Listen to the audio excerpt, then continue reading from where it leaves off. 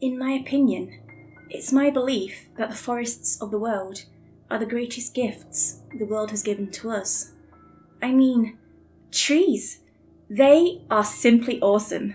Without them, we can't breathe, we can't live, and that's only the tiniest tip of the iceberg of how great trees are. I mean, come on, the pando, that's the largest living organism on Earth, is a freaking tree. But that's not why I'm here. No, you didn't come here to read me, Alicia Valerio, ramble on and on about Earth's diverse plant life, did you? Unless you did, which is highly unlikely. You're here because I experienced something I'll never forget. And even though I've been told not to tell anyone, I have to risk it. It's the only way the truth gets out and nobody is hurt ever again. I remember I was awoken at around 3 a.m. with a loud, rather inconsiderate knock on my door. I stumbled out of bed, confused, half dreaming. "Who the hell is knocking on my door at freaking 3:28 in the morning?" I murmured, taking a glance at my clock. Well, my clock showed 3:32, as it was slightly off by a few minutes. I looked through my door's peephole to see 2 people in dark suits and very suspicious looking fedoras. "Yes," I spoke as I opened the door. "I think you have the wrong house. I'm Alicia Valerio, evolutionary biologist," a woman with ginger hair spoke. "That is you, correct?" "Well, yes," I confirmed. "Why?" "I need you to identify this fruit," spoke another, this time a man. He pulled out a plastic bag from what looked to be a briefcase. "What is it?" I cleared my eyes and studied the contents. It was a strange, perfectly spherical, reddish-bluish thing, kind of like an apple, except it didn't appear to have a stem, nor any place where a stem would grow. I was puzzled. "Some kind of apple?" I asked, reaching towards the bag. The man swatted my hand away. "Are apples poisonous?" "Well, actually, there's a type of false apple called Solanum acaulistrum that—" I looked at their faces, then back at the fruit. "Not an apple." Never mind." "All right," spoke the woman. "You may return to rest." With that, the group began to leave, taking the strange fruit with them. Now I was getting more confused. Why had I answered the door? Who were these people? Probably sleep deprivation. But now, more than anything, I wanted to find out what it was. "Hey!" I called. "You can't just leave me hanging like that. Maybe you could give me more time to study." I noticed the man with the briefcase turn towards the lady and say something my sleep-deprived brain barely registered. Something along, "Maybe if she conducted an interview," and "She'll have to sign the non-disclosure form." "Hey!" I yelled. "I can hear you. Sort of. I'll sign it." "Well then, if you're coming with us, we're FBI," the lady explained. "I'm Agent Rengage, and I believe we need your help on a very strange situation." The man, who I came to know as Agent Park, handed off the non-disclosure form, and I signed it. And so, that's how I found myself sitting in a sleek black car in the middle of the night. I don't remember too much of what Agent Rengage and Park told me in the car, but it was about the case, the one I was supposed to help on. A couple on their honeymoon had found a strange, wounded woman staggering down a nearby highway, covered in blood. They drove her to the nearest hospital, and soon after, it was revealed that it wasn't her own blood, but it belonged to a nearby church pastor, Audrey Gallant. Within minutes, police showed up at the church to find an entire congregation of people with their eyes closed and dead. They were able to revive some, who awoke for several seconds before falling into a comatose state. In the centre of the church was the pastor, Audrey Gallant, dead. One would expect her body to be hanging from the ceiling, or just plainly laid down. But no. It was none of your standard death positions. She was impaled by a strange tree, albino white, its branches poking through the lifeless vessel. They found her in pieces, a branch through the throat, and 2 more separating 2 other pieces of her body. The tree's branches, through her body, sprang strange fruit like the one the agent showed me. I was shown photos, and I almost threw up by the sheer bizarreness of the whole scene. Additionally, as if to make things way more confusing to me, the tree's fruit was shoved down all the throats of the members of the church, yet most didn't die of suffocation, rather being poisoned slowly as their insides turned on themselves, destroying all resemblance of a human inside and turning it to mush. Their bodies quite literally digested themselves until there was nothing but an outer shell of skin remaining. The ones the police were able to revive showed significant progress towards regenerating any injuries, yet they were all still in a comatose state. The strange woman found on the side of a highway seemed to be a nobody, and she hadn't talked to anyone, and neither police nor the FBI agents were able to discover information about her.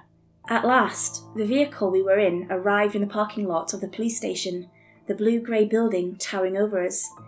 I entered the building and soon found myself looking through one-way glass at a dirty-haired woman that looked tired, confused.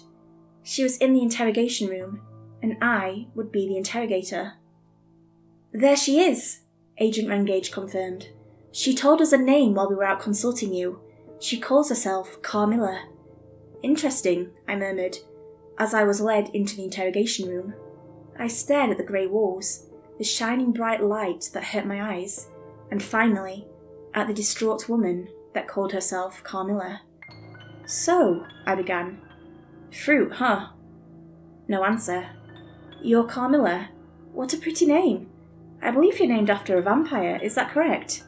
Again, no answer. This time, I asked something more pressing. "What did you do at the church? Why are you the only conscious survivor? What happened?" At this, there was an answer. She began, half whispering. "I disobeyed him." "Who?" I asked. I was making progress.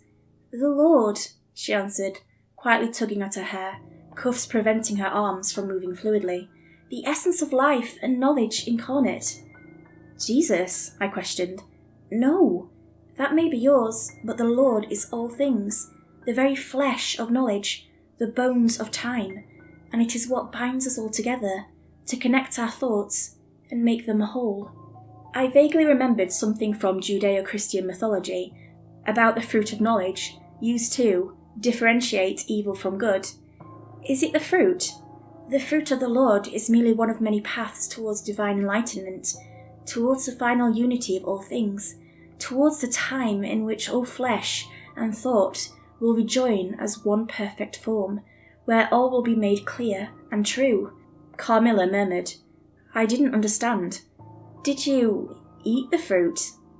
Did all of you eat it?" Carmilla nodded. "You do realise that fruit is extremely toxic, even in low doses," I snapped. "What exactly is that church?" "The fruit is flesh, only toxic to those who do not believe. The power of the Lord protects us all, the power of the one who would unite the world." "Hey," I said, "snap out of it. I need to know what the hell happened." "It was like any other day," the woman began. "A Friday, a day where we praised the One. We began service at 11, night time, where the forces of mind are best at work. She, Audrey, began to recite the verses of the truth," she began, and in my mind, I assumed that the truth was their version of the gospel. "And then it came time to partake upon the flesh of the Lord, and to feast upon the fruit of knowledge, just as usual." "Wait," I cut in, "eating the fruit was a regular thing? That's impossible." "The power of the thoughtful one will forever shield us from the poisons of knowledge," was the answer. This still did not explain anything. "Just okay."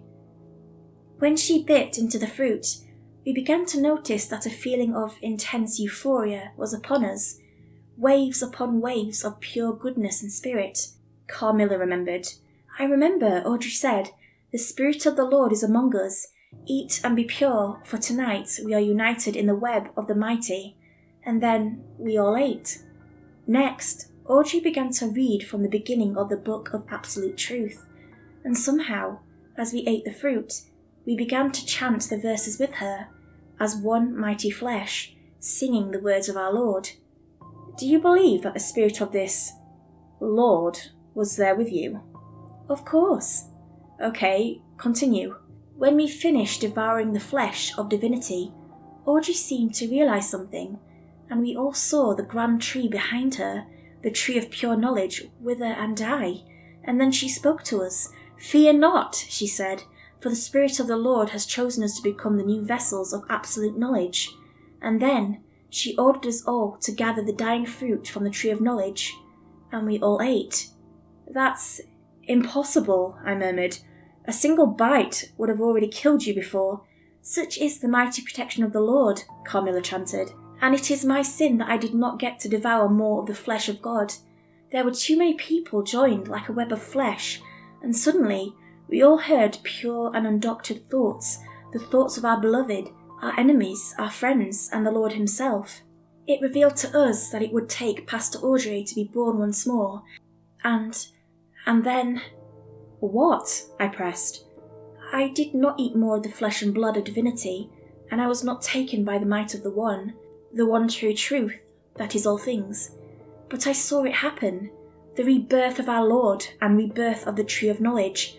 Branches sprung forth from the insides of Audrey, tearing her apart, yet making her a part of a new web of thought, a new tree of knowledge, another wellspring of knowledge.